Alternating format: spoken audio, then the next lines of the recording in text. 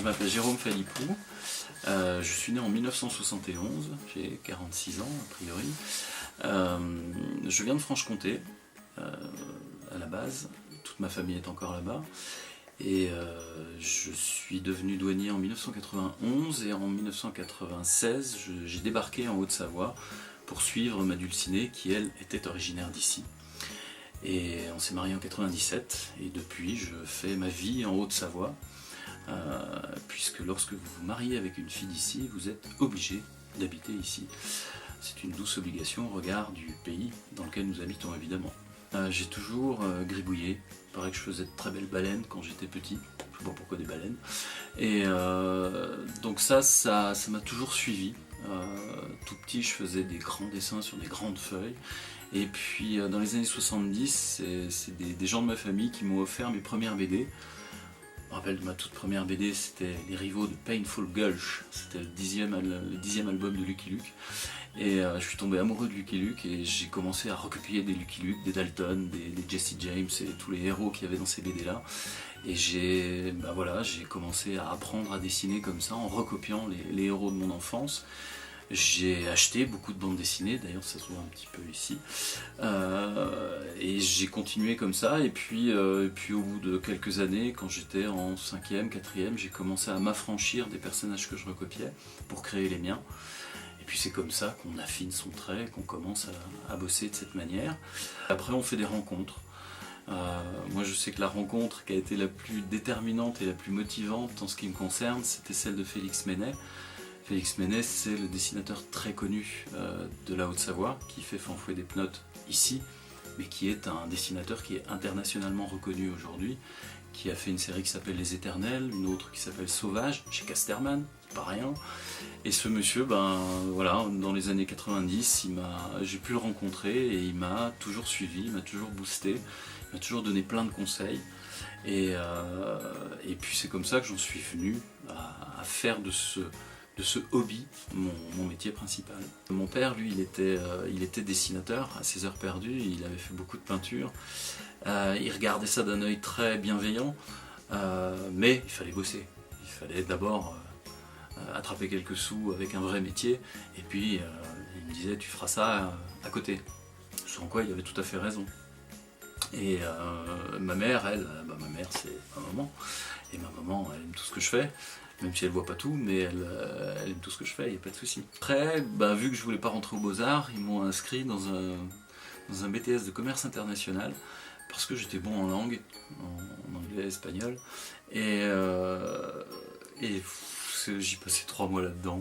C'était pas du tout mon truc, et donc dès que je suis rentré là-dedans, au bout de la première semaine, mon père voyait que ça me plaisait pas du tout, il m'a dit écoute, inscris-toi au concours des douanes, et puis tu verras, si tu as cette opportunité-là qui s'ouvre, profites-en et puis barre-toi. Et j'ai passé le concours des douanes, je l'ai réussi, je sortais du bac, j'avais encore à peu près tout en tête. Et puis c'est comme ça que je suis devenu douanier, comme je dis, par manque d'imagination, parce que je ne me voyais pas faire de la vente. Le concours des douanes a été comme une belle opportunité finalement, parce que ça m'a permis de quitter ce BTS qui ne correspondait pas du tout à mes attentes. Et puis ça m'a permis de rentrer tout de suite dans la vie active. Donc à 18 ans j'étais déjà dans la vie active. J'étais pas skieur, j'avais 26 ans, j'avais jamais fait de ski, enfin un petit peu, parce qu'en Franche-Comté les pistes de ski de descente elles sont pas nombreuses. Et donc je suis arrivé ici en tant que douanier skieur, mais qui allait devoir apprendre très très vite à skier. Surtout sachant qu'ici on avait des gars qui n'étaient plus des Corses à l'époque, comme on l'apprend à la vieille douane. C'était des grands sportifs. Pour la plupart qui participaient à la Pyraminte ou à la patrouille des glaciers, donc des gars à qui il fallait pas trop en raconter. Et donc je suis arrivé ici, tout frais, moulu de Roissy. Il y en a beaucoup qui pensaient que j'allais retourner là-bas parce qu'ils me voyaient comme un vrai citadin, mais je m'y suis fait et puis je suis pas mécontent. Jusqu'à ce que la douane me commande de plus en plus souvent de faire du dessin, oui effectivement c'était quelque chose qui me manquait un peu. Alors j'ai compensé ça justement à l'époque en faisant du sport à outrance avec tous les autres, mais c'est vrai que le dessin ça a toujours été quelque chose de spontané, de naturel, et quand on peut pas le faire, c'est vrai qu'il y a un manque qui s'affiche à un moment donné, ça c'est pas de souci. Ouais. À cette époque, le dessin était vraiment un hobby qui prenait pas énormément de temps, parce que j'avais pas de commande, j'avais pas de travail particulier à faire pour les gens. Et donc c'était vraiment quelque chose que je faisais en dilettante. Je me promettais sans arrêt de faire une BD à moi tout seul, mais généralement quand on a un boulot à côté, on n'arrive pas à se concentrer sur autre chose. Il faut vraiment faire ça à 100% pour faire une BD parce que ça prend énormément de temps. Donc jusqu'à ce que je me mette vraiment à dessiner de manière sérieuse, il aura fallu attendre une dizaine d'années. Et encore une fois, c'est la douane qui m'a vraiment lancé. Ça paraît tout con, mais en fait la douane s'est rendu compte que je dessinais et que j'aimais ça, et qu'en plus je m'intéressais à l'histoire de la douane. Donc on a fusionné les deux, et j'ai commencé à faire des expos au niveau local pour l'administration des douanes qui racontaient l'histoire de la fraude sur le Léman, l'histoire du débarcadère de Thonon, des choses comme ça. Et puis c'est allé jusqu'en 2008, j'ai fait même une expo pour le ministère des Finances à Bercy.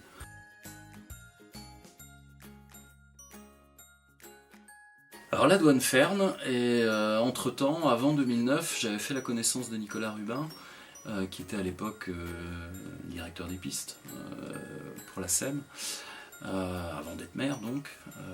Et puis c'était quelqu'un qui venait régulièrement me voir à la vieille douane, et qui me disait « j'aime bien ce que tu fais ». Parce que lui dessine un petit peu, et voilà, il avait il avait une affinité avec ce que je faisais, donc c'était sympa parce qu'il venait me le dire.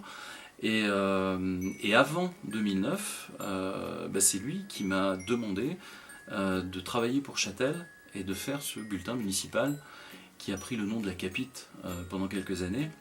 En fait, ça fait des années, avec tout ce que j'ai monté à la vieille douane, etc., ça fait des années que je fais des conférences à droite à gauche. J'ai fait une 50aine de conférences sur le sujet de la douane, de la zone franche, etc. Je suis allé jusqu'à Albertville, Lyon, un peu partout. Et je me rendais compte à chaque fois que j'en faisais que c'est une matière qui plaît énormément. Les gens, quand on leur raconte des histoires de douane et de contrebandiers, ils sont bouche bée, ils disent on ne savait pas que la douane avait autant de choses à raconter. Et là, je me rends compte d'un autre côté qu'en BD, les douaniers, quand ils apparaissent, c'est toujours des seconds couteaux, c'est toujours des personnages de second plan. Je me disais pourquoi pas faire une BD sur ce sujet-là, et puis proposer un scénario un petit peu original. Le but c'est de créer une aventure, de faire un récit d'aventure sur la base du douanier et du contrebandier. C'est-à-dire qu'on a l'habitude des aventures avec un gendarme et un voleur. Moi je voudrais transposer ça dans le monde du douanier et du contrebandier, sachant qu'il y a des petites astuces, des petits points précis de dramaturgie qui sont intéressants parce que justement on parle de douane. Des marchandises qui sont intéressantes. Dans les années 20 par exemple, il y a des marchandises dont on ne peut absolument pas du tout soupçonner l'existence aujourd'hui, qui étaient complètement prohibées.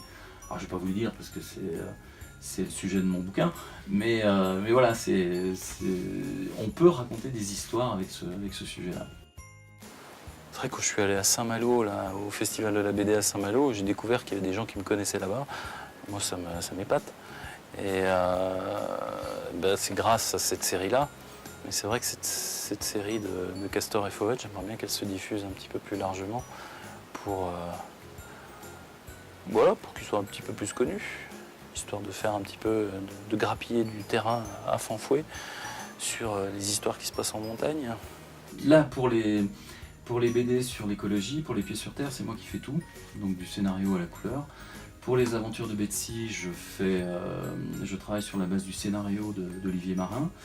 Pour la BD sur la Première Guerre mondiale, je travaille aussi avec un scénariste normand qui me transmet régulièrement des pages de scénario.